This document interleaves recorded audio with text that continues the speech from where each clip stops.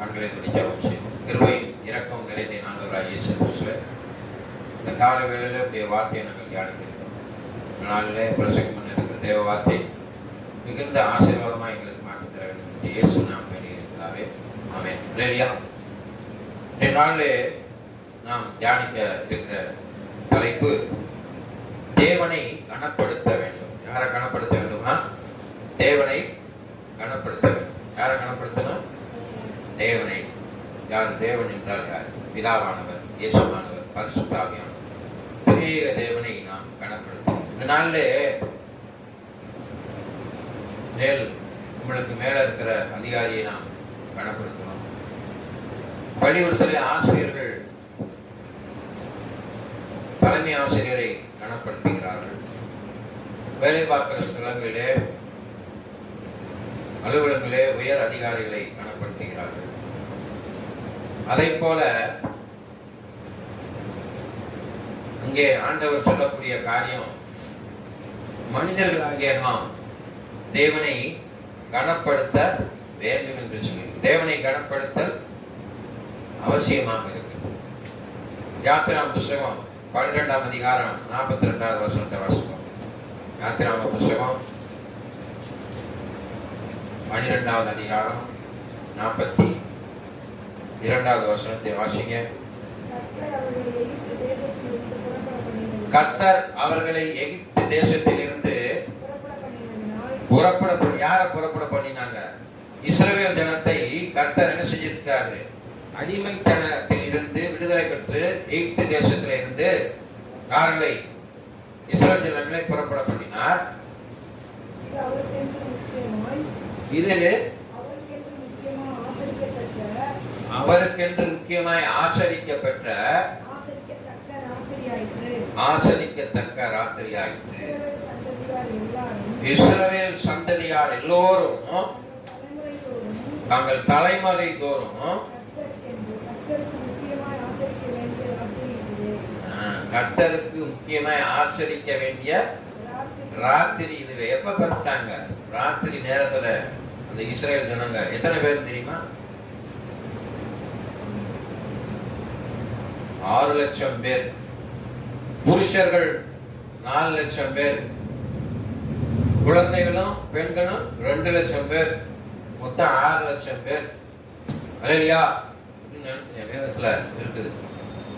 அல்லேலூயா. ராத்திரியில பல வருடங்களாக எகிப்திலே பார்வோனிடத்திலே அடிமைத்தனத்தை பெற்றிருந்த இந்த ஜனத்தை பிதாவானவர் மோசேயை கொண்டு இந்த ராத்திரி வேளையிலே அநேக போராட்டங்களுக்கு பின்பாக 10 வாதைகளுக்கு பின்பாக பார்வோன் அவர்களை விடுதலை செய்தான் என்று பார்க்கிறோம். இந்த ராத்திரி வேளையிலே அவர்கள் யாரை கனப்படுத்தக்கூடியவர்களாக இருந்தார்கள்? கர்த்தரை, யெகோவா தேவனை, பிதாவை கனப்படுத்தக்கூடிய கடமை கொண்டவர்களாக அவர்கள் என்ன செய்யணும்? இருக்கப்பட்டார்கள். எவ்வளவு அற்புதம் பாருங்க, அதிசயம் பாருங்க. உங்க வாழ்க்கையில கூட நீங்க அடிமைத்தனத்துல இருக்கலாம், பாவம் என்னும் அடிமைத்தனத்துல இருக்கலாம், குடி பழக்கத்தினுடைய அடிமைத்தனத்துல இருக்கலாம், வேசித்தனத்தின் அடிமைத்தனத்துல இருக்கலாம், பொருளாசையின் அடிமைத்தனத்துல இருக்கலாம், கோபத்தினுடைய அடிமைத்தனத்துல இருக்கலாம், பொறாமையின் அடிமைத்தனத்துல இருக்கலாம், எரிச்சலின் அடிமைத்தனத்துல இருக்கலாம், பொல்லாத சிந்தனையின் அடிமைத்தனத்துல இருக்கலாம். இவற்றில் இருந்து உங்களை ஆண்டவர் விடுதலை செய்வதற்கு நீங்க என்ன செய்யணும்? ஆண்டவர்கிட்ட ஒப்பு கொடுக்கணும். ஆண்டவர் தெரிந்து கொள்ள வேண்டும். இஸ்ரவேல் ஜனங்களை பிதாவானவர் தெரிந்து கொண்டார் என்று பார்க்கிறோம். ஆகையினாலே பல வருடங்களாக பார்வோனுடைய அடிமைத்தனத்திலிருந்து அவர்களை ராத்திரி வேளையிலே விடுதலை செய்யப்பட்டதனாலே அவர்கள் பிதாவானவருக்கு கனப்படுத்த வேண்டிய ஒரு சூழ்நிலைகளாக காணப்பட்டார்கள். கனப்படுத்த வேண்டியது அவசியமாக இருக்கிறது என்று சொல்லப்பட்டது. அது மாதிரி உன் வாழ்க்கையில கூட அநேக வருடங்களாக நீ பிறந்த முதல் உனக்குள்ளாக ஒரு காரியம் என்ன செய்து இருக்கலாம், பிடிச்சு வச்சிருக்கலாம். கோபமாக இருக்கலாம், அல்லது பொறாமையாக இருக்கலாம், அல்லது ஒரு தீய பழக்கமாக இருக்கலாம். அந்த பழக்கத்திலிருந்து விடுதலை கொடுக்கக்கூடியவர் இயேசு ஒருவரே. ஆமென். ஆகையினால நீ அந்த பாவ பழக்கத்திலிருந்து விடுதலை பெறுவதற்கு இயேசுவிடத்திலே நீ போக வேண்டும். இயேசு கிறிஸ்து நாமம் மகிமைப்படும்படியாக அற்புதம் நடந்துச்சியா? எங்க நடந்துச்சு? யாராவது சொல்ல முடியுமா? 38 வருஷம் முடவனாக ஒருத்தன் இருந்தான். அங்கே அவன் இயேசுவிடத்துல போல, இயேசு அவனிடத்துல சென்றார்.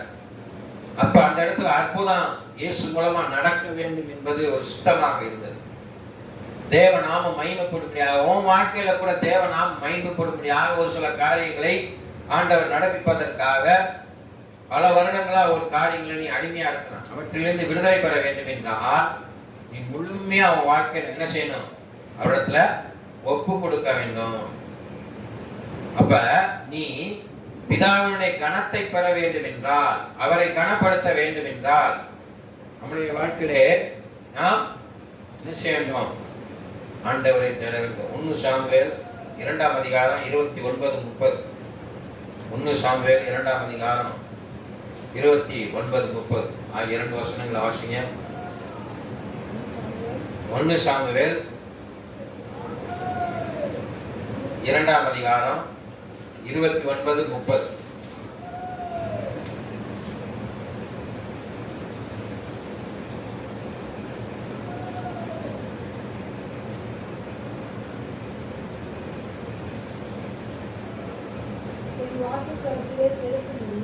என் வாசஸ்தலத்திலே செருக்கும்படி நான் கட்டளையிட்ட என் பலியையும் என் காணிக்கையும் நீங்கள் உதைப்பானேன்.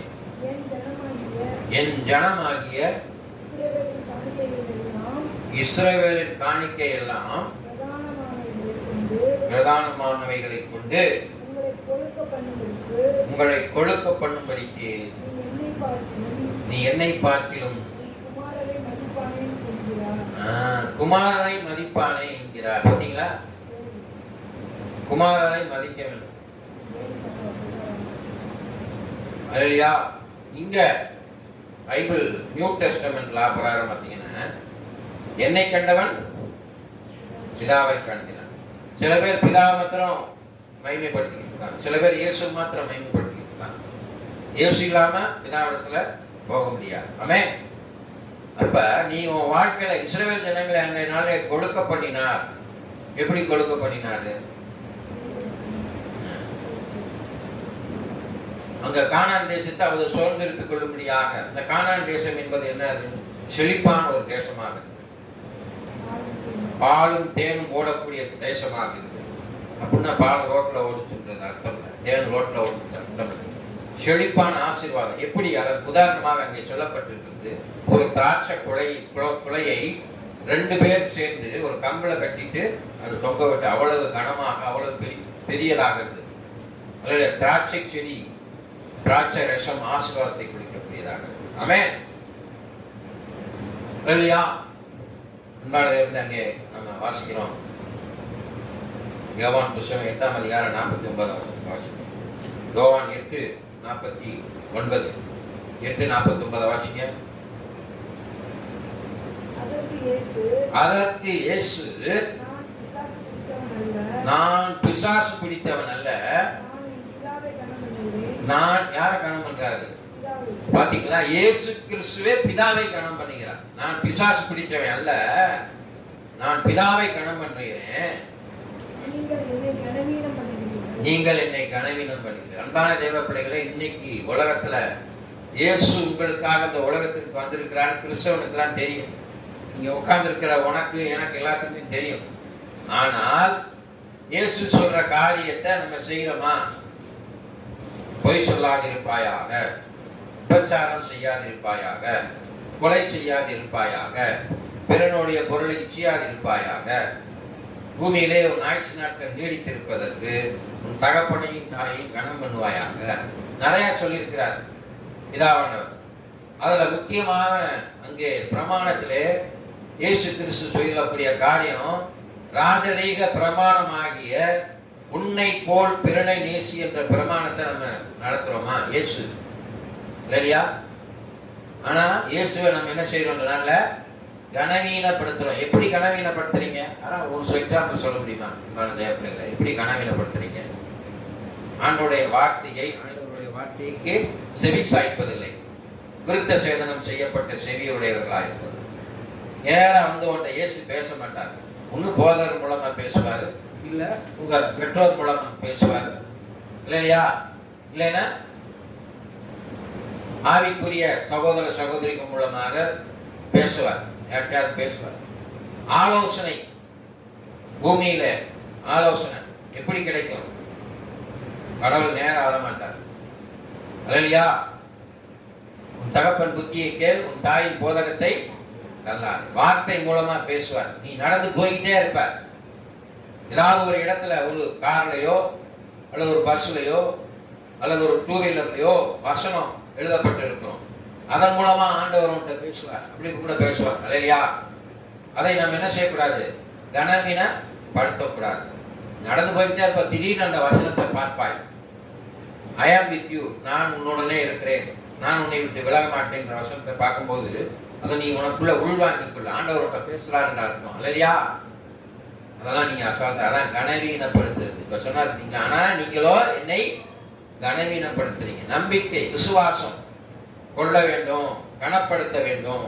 ஆண்டுடைய வார்த்தையை யாரெல்லாம் கனப்படுத்துறீங்களோ அவங்கெல்லாம் வாழ்க்கையில ஆசீர்வாதமா இருக்கும். ஆண்டவருடைய வார்த்தையை கனவீனப்படுத்தணும்னா நம்ம ஆசீர்வாதத்தை இழந்து விடுகிறோம். ஆமென். அங்கே வேதவசனம் சொல்லி பாருங்க. 1 தீமோத்தேயு புத்தகம் 1ஆம் அதிகாரம் 17ஆவது வசனம். 1 தீமோத்தேயு புத்தகம் 1ஆம் அதிகாரம் 17ஆவது வசனத்தை வாசிங்க. 1 தீமோத்தேயு புத்தகம். நித்தியமும் அழிவில்லாமையும் அதர்சனமுள்ள ராஜனுமாய் தாம் ஒருவரே ஞானமுள்ள தேவனுமாய் இருக்கிறவருக்கு கனமும் மகிமையும் சதா காலம் உண்டாயிருக்கிறார். சதா காலம். இந்த வார்த்தையில ஆரம்பத்துல என்ன சொல்லி பாருங்க? நித்தியமும் அழிவில்லாதது. நித்தியம் என்ன அர்த்தம்? நித்தியம் நித்திய வாழ்வு, அழிவில்லாத வாழ்வு. அதான் சொல்லி நித்தியமும் அழிவில்லாத என்ன சொல்லிருக்கு? அதர்சனம் இல்ல ராஜனுமாய் தாம் ஒருவரே, இயேசு ஒருவரே ஞானமுள்ள தேவனுமாய் இருக்கிறார். கர்த்தருக்கு பயப்படுதல ஞானத்தின் ஆரம்பம். இயேசுதான் நித்தியமா இருக்கிறார், அறியாமைக்குரிய தெய்வம். அதான் சொல்றார், நானே வழி சத்தியம் ஜீவனுமா இருக்கிறேன், என்னை அல்லாமல் ஒருவனும் இடத்தில் வரான். யோவான் 14:6 சொல்லி அங்கே மறுபடியும் வாசிக்கிறோம். 110 6ஆம் அதிகாரம் 15:6, 15ஆம் அதிகாரம் 6ஆம் அதிகாரம் 15-16 வசனம். 2 வசனங்களை வாசிங்க.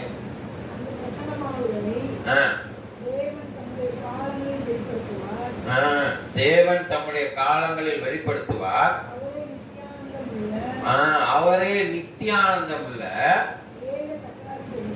ஏக சக்கராதிபதியும் ராஜாதி ராஜாவும் கர்த்தாதி கர்த்தாவும், பார்த்தீங்களா? ஒருவராய் சாவாமை உள்ளவராகவும்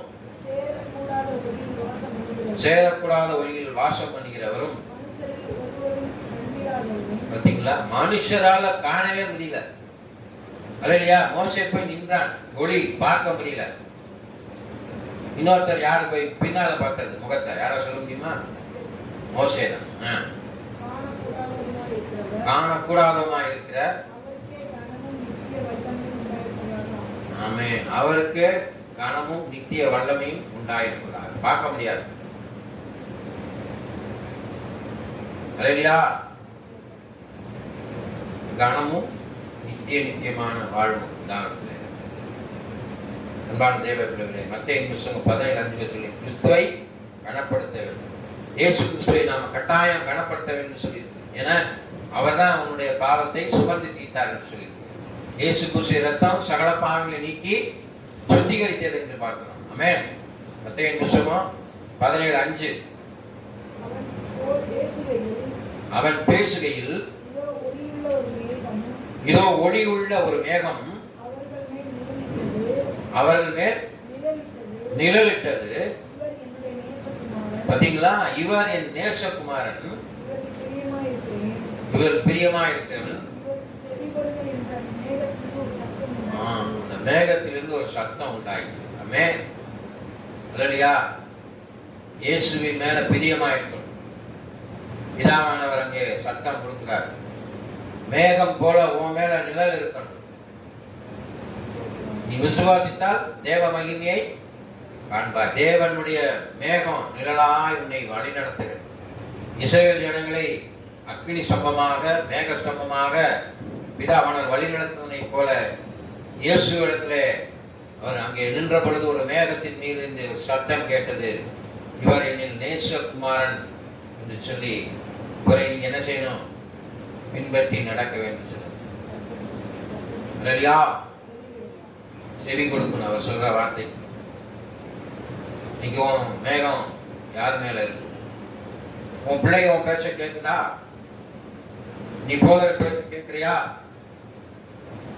உன் மேல மேகம் நிழலா இருந்தால்தான் இங்கே இயேசு மூலமா பேசுவார். அப்ப இயேசுவை நீ கனப்படுத்துவாயானால் அவர் மேகமாக பிதாவோட இருந்து உன் வார்த்தைக்கெல்லாம் உன் பிள்ளைய உன் வார்த்தையை கேட்க மாட்டேங்குதுன்னா நீ சரியில்லைன்னு அர்த்தம். நீ சரியா இருக்குன்னா உன் பிள்ளைய உன் வார்த்தையை கேட்கும். இல்லையா? பெர்ஃபெக்ட்னஸ். யோவான் 5ஆம் அதிகாரம் 22, 23 வாசிங்க. இன்னைக்கு நேர பெற்றோர்கள் பிள்ளைகளுக்கு செல்லம் கொடுத்ததுனால பிள்ளைகள்லாம் என்ன செய்யுது? அக்கறை கல்வதில்லை. பிள்ளைகள் பரவத்துக்கு போகணும், பிள்ளைகளுக்கு ஒழுங்கு கற்றுக் கொடுக்கணும், பிள்ளைகளை கிறிஸ்துவுக்குள் வளர்க்க வேண்டும் என்ற அக்கறை இல்லாத இன்னைக்கு உலகம் அழிவை நோக்கி போய் கொண்டிருக்கிறது. ஆமென். ஊழியர் பிள்ளைகளாக இருந்தாலும் சரி, யாராக இருந்தாலும் சரி, அதிகமா ஊழியர் பிள்ளைகள் தான். ஆமென். குமாரனை கனம் பண்ணாதவன். பாத்தீங்களா? இயேசுவை கனம் பண்ணாதவன் அவரை அனுப்பின பிதாவையும் கனம் பண்ணாதவனா இருக்கிறான். 23, 22. அன்றியும் பிதாவை கனம் பண்ணுகிறதை போல எல்லோரும் குமாரனை கனம் பண்ண வேண்டியது பிதாவானவர் தாமே ஒருவருக்கும் நியாய தீர்ப்பு செய்யாமல். பாத்தீங்களா? நியாய தீர்ப்பு செய்யும் அதிகாரம் முழுவதையும் பிதாவுக்கு கொடுத்தார். இல்லையா? அதனாலதான் இயேசு கிறிஸ்துவின் ரத்தம் சகல பாவங்களை நீக்கி சுத்திகரிக்கும். இயேசு என் பாவத்தை கழுவினார் என்று விசுவாசிக்கணும்.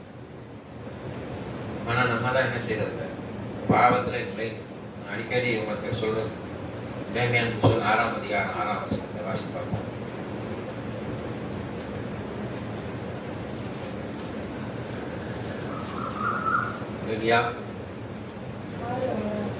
எரேமியாவின் புத்தகம் மன்னிக்கும் எபிரேயரின் புத்தகம் 6ஆம் அதிகாரம் 6ஆம் வசனம்.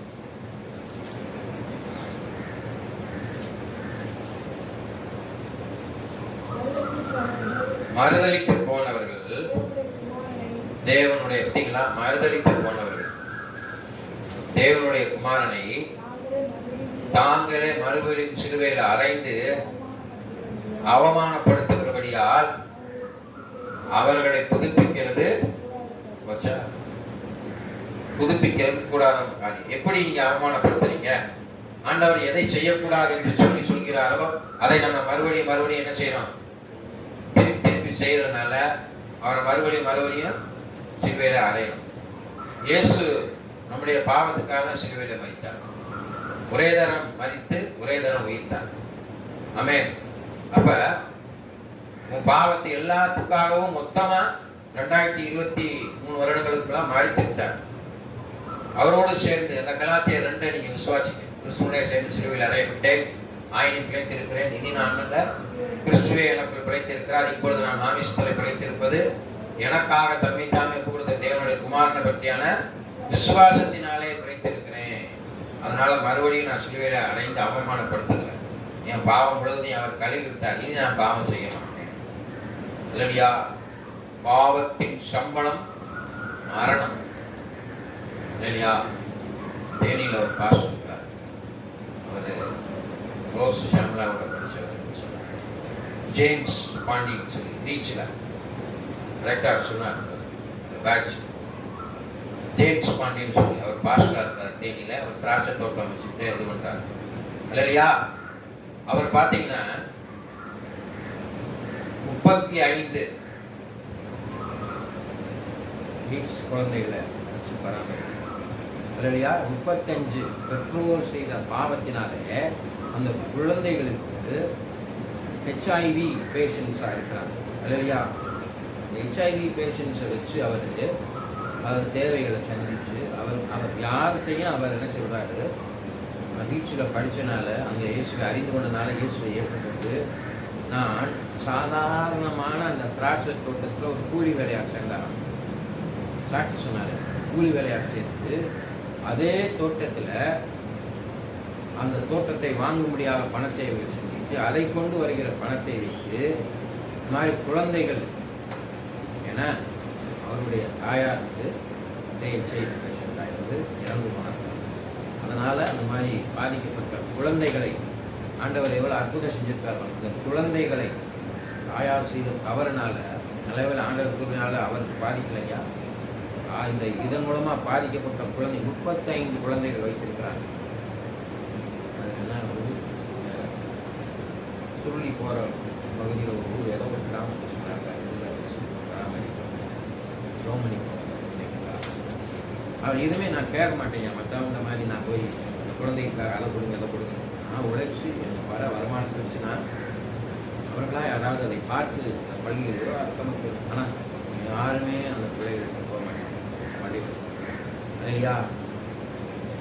அந்த குழந்தைகளை அவர் மறைமுகமாக ஒரு ஆம்னி வேனில் எடுத்து சென்று போய் அவங்க ட்ரீட்மெண்ட் கொடுத்து மறைமுகமாக கொண்டு வந்து பள்ளிக்கூடத்தில் அந்த பிள்ளைகளுக்கு இந்த மாதிரி HIV இருக்கிறத தெரியப்படுத்தாமல் வச்சுருக்காங்க. எவ்வளோ ஒரு பெரிய ஒரு பாவம் பாரு. அப்படி ஒரு சேவை செய்யணும். இல்லையா? அன்பான தேவ பிள்ளைகளே, உனக்கு எனக்கு ஆண்டவர் அந்த சுகத்தையும் பலத்தையும் கொடுத்துருக்கிறார். ஆமென். அப்போ நம்ம யாருக்கு பயந்து நடக்க வேண்டும்?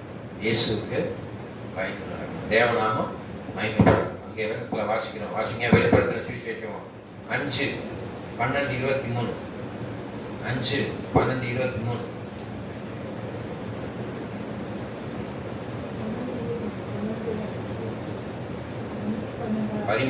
ஐந்தாம் அதிகாரம் 12-13 மணிக்கும் 5ஆம் அதிகாரம்.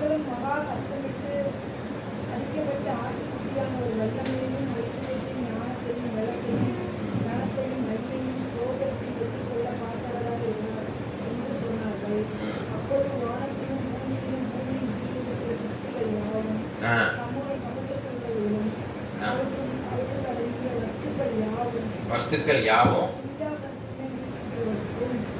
சிங்காசனத்தில் மேல் வீட்டிருக்கிறவருக்கும் ஆட்டுக்குட்டியானவருக்கும் சோத்திரம் கனவு மகிமையும் சொல்ல கேட்டேன். அதுல யார் கேட்கிறார்? நியூ ஜான் பார்க்கிறார். நியூ ஜான், புதிய யோவான். இல்லையா? வெளிப்படுத்த சுவிசேஷம் பூரா யாரு? பாஸ்ட் ஓவர் யோவான், புதிய யோவான் சொல்றாரு.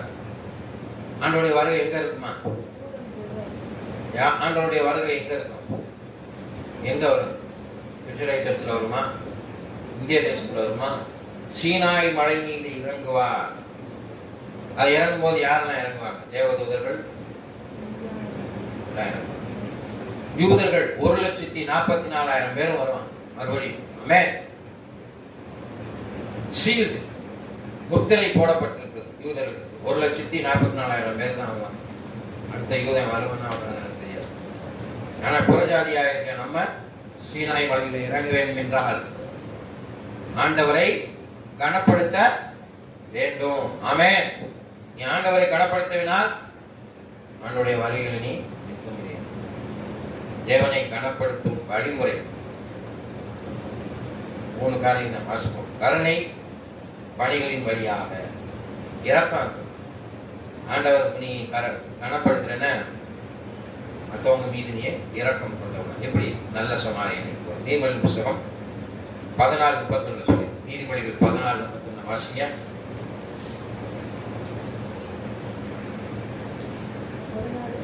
14:31 14:31 தரித்திரனை ஒடுக்கிறவன் தன்னை உண்டாக்கினவரை நிந்திக்கிறான். நிந்திக்கிறான். தரித்திரனுக்கு தயை செய்கிறவனோ கனம் பண்ணி, தரித்திரவனுக்கு தயை செய்கிறவன் அவரை கனம். இப்ப ஏழைக்கு இறங்குறவன் கர்த்தருக்கு கனம். இன்னைக்கு ஆலயத்துக்குள்ளாக பணக்காரனுக்கு ஒரு மாதிரி போதகர் நடத்துறது, ஏழைக்கு ஒரு மாதிரி நடத்துறது, பாகுபாடு அப்படி அல்ல. ஆமென். எல்லாரையும் சரியான ஏழைக்கு இறங்குறவன் கர்த்தருக்கு கடன், தரித்திரனுக்கு உதவி செய்யும் கருணை பெற்றவனாக இருக்கு. ஆமென். பரிசுத்த நடக்கை வழியாக, நல்லா கவனிங்க, யாரை கனப்படுத்துறீங்க? பரிசுத்த நடக்கை வழியாக தேவனை கனப்படுத்தும். ஆமென்.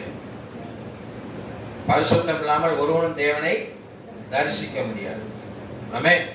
இங்கே வாசிக்கிறோம் பாருங்க, 1 கொரிந்தியர் புத்தகம் 6ஆம் அதிகாரம் 19-20 2 வருஷத்தை வாசிங்க. பரிசுத்தம், பரிசுத்த நடக்கையினாலே தேவனை கனப்படுத்துறோம். உங்கள் சரீரமானது நீங்கள் யாரால பெற்றிருக்கிறீங்க? இங்க உட்கார்ந்து இருக்க ஒவ்வொரு பேரும் ஒவ்வொருத்தரும் தேவனால பெற்றிருக்கிறீங்க. இந்த சரீரத்தை உங்கள் தங்கியும் இருக்கிற பரிசுத்த ஆவியானுடைய ஆலயமாய் இருக்கிறது உங்க உடம்புக்கு. நீங்க நல்லா தெரிஞ்சுக்கோங்க, கவனிங்க. இந்த சரீரம் உங்களுடைய அல்ல, ஆண்டவருடையது. அதனால நீ எப்படி வச்சுக்கணும்? அதை பரிசுத்தமா வச்சுக்கணும். எப்படி பரிசுத்தமா வச்சுக்கிறது? கெட்டவார்த்தை பேசுறது, பொறாமைப்படுறது, குடிக்கிறது, சரீரத்தை என்ன செய்யறது? அவமானப்படுத்துறது, மறுபடியும் மறுபடியும் சிலுவையில் அறைந்து அவமானப்படுத்துறது. நீங்கள் இயேசு கிறிஸ்து இரத்தத்தினாலே இரத்த சிந்தி உன்னை என்னை அவருக்கு விலைக்கரை வாங்கியிருக்கிறார். ஆமென். ஆகையால் தேவனுக்கு உடையவர்களாகிய உங்கள் சரீரத்தினாலும் ஆவியினாலும் உள்ளான மனுஷர்கள் வேரூன்றி நிலை பெற்றவர்களாய் அறிவு கெட்டார் அந்த அன்பை அணிந்து கொள்ள அனுகிரகம் செய்ய வேண்டும் என்று வேண்டிக் கொள்ளுங்கள். ஆவியில கனப்படுத்து, ஆவியில கனப்படுத்துறது மாத்திரமல்ல, சரீரத்திலே கனப்படுத்தல. எப்படி சரீரத்துல கனப்படுத்துவீங்க? உங்கள் அவயங்களை அசுத்தத்திற்கு ஒப்பு கொடுக்காமல் உங்கள் அவயங்களை பரிசுத்தத்திற்கு ஒப்பு கொடுக்கணும். அல்லேலூயா. இறுதியாக காணிக்கை வழியாக சொல்லியிருப்பார். 2 கொரிந்தியர் 8:19 தேவனை எப்படி கணக்கப்பட்டுமா? காணிக்கை வழியாகும். நல்லா தெரிஞ்சுக்கோ. உங்களை மாத்திரம் கொடுப்பதனாலே மாத்திரமல்ல, பொருளினால் அவரை கனப்படுத்த வேண்டும் சொல்லி இருக்குது. ஆமென். 2 இருந்தா ஒன்றாக்கும் சொல்லி இருக்கிறார். ஆமென். கர்த்தருக்கு மகிமை உண்டாகும். உங்கள் மனம் விருப்பத்தின்படி ஏனோதானா அன்று இல்ல. பணக்காரனா இருப்பேன், 10,000 சம்பளம் வாங்கினா 1000 ரூபாய் தசம போட வேண்டும் என்ற கடமை அல்ல. அனமுகர்ந்து கொடுக்கணும். அனமுகர்ந்து பாட்டி 2 பைசா போட்டுச்சு. எத்தனையோ ஆயிரக்கணக்கில் காணிக்கை போட்டதை காட்டணும். கடமைக்கு என்று போட்டார். ஆனால் அந்த வயதான மூதாட்டியோ மனமுகர்ந்து தனக்கு இருந்த அந்த 2 பைசா போட்டாதான் பெரிய காணிக்கை சொல்லணும். ஆமென். காணிக்கை மனமுகர்ந்து கொடுக்கணும். ஆமென்.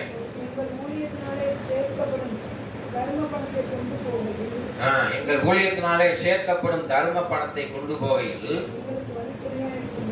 எங்களுக்கு வழித்துணையாய் இருக்கும்படி. ஆமென். 20 வருஷம். அப்ப அந்த காணிக்கை பார்த்தீங்களா, நீங்க மனமோர்ந்து கொடுக்கிற காணிக்கை, அந்த தர்மத்தை 20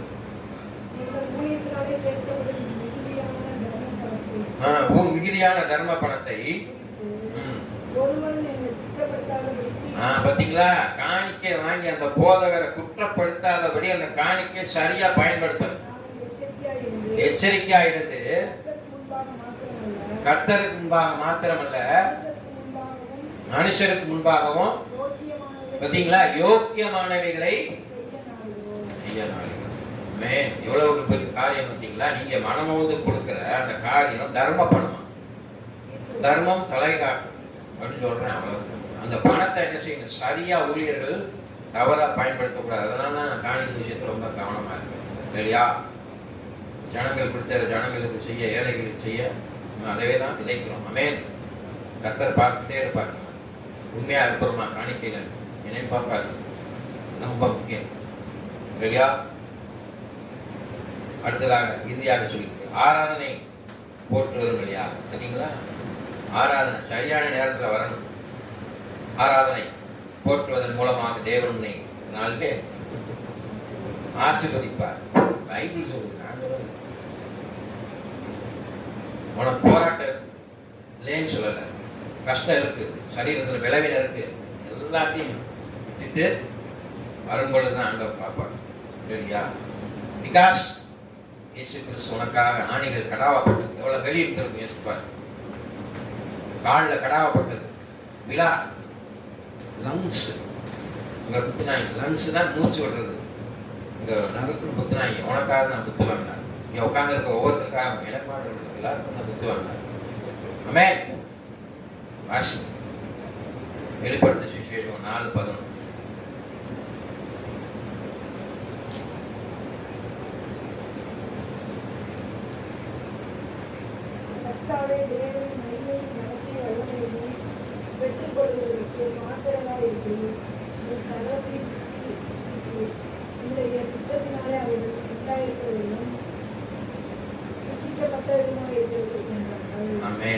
எல்லாமே அவர்னால தான் உண்டாயிருக்கு, சிருஷ்டிக்கப்பட்டது. அதே இது வாசிக்க 1 தீமோத்தேயு 1:17 வாசிக்க. 1 தீமோத்தேயு 1:17.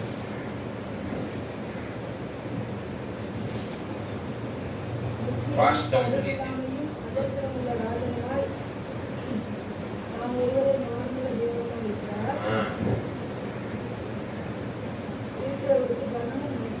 ஞானமுள்ள தேவனாய் இருக்கிறார். உங்கள் ஞானத்தை கொண்டு நடத்தக்கூடியவராக இருக்கு. அவருக்கே சதா காலம் கனமும் மைமையும் உண்டாயிருக்கிறது. அது மாத்திரம் இல்ல, அவரை குறித்து வைராக்கிய வழியாக நீ அவரை கனப்படுத்த வேண்டும். வைராக்கியம் என்னும் போர்வையை பொற்றிக்கொள்ள வேண்டும் என்று வேதத்தில் சொல்லி இன்னைக்கு வைராக்கியம் இருக்கு. முஸ்லிம் ஜனங்களை பாருங்க, அடுத்த இந்து ஜனங்களை பாருங்க, வைராக்கியமா இருக்கிறார். கிறிஸ்தவர்கள் வைராக்கியம் இருக்கா? வைராக்கியம் உள்ள கிறிஸ்தவர்கள் இருக்கிறார்கள், இல்லை என்று சொல்லவில்லை.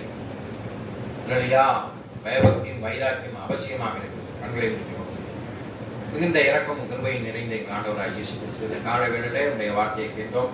ஆண்டவரை கனப்படுத்துதல், பிதாவை கனப்படுத்துதல், இயேசுவை கனப்படுத்துதல், வைராக்கியத்தின் மூலமாக நாங்கள் கிறிஸ்துவை நெருங்கவும் பரிசுத்தம் இல்லாமல் தேவனை தரிசிக்க முடியாது சொன்ன வாக்குத்தத்தத்தின்படி இந்த நாளிலே சொல்லப்பட்ட வார்த்தைகள் ஆண்டவரை பிள்ளைகளுக்கு மிகுந்த ஆசீர்வாதம் ஆக்கிட்டாருங்க. அவர்கள் இங்கிருந்து கடந்து செல்லும் பொழுது இயேசு கிறிஸ்துவின் மெய்யான சமாதானத்தை பெற்றவர்களாய் கிறிஸ்துவுக்குள் வளர முடியாத அவர்களை மென்மேலும் ஆசீர்வதித்து வழிநடத்த வேண்டும் என்று இயேசு நான் வேண்டியிருக்கிறார். ஆமென். என் ஆத்துமாவே கர்த்தரை ஸ்தோத்திரி, முழுமையாக பரிசுத்தம் என் ஆத்துமாவே கர்த்தரை ஸ்தோத்திரி. கர்த்தர் செய்த சகல காரியங்கள் மாணவராக இயேசு கிருபை, பிதாவே தேவனுடைய அன்பு, பரிசுத்த ஆவியானவரின் இப்பொழுது சதா கர்த்தர்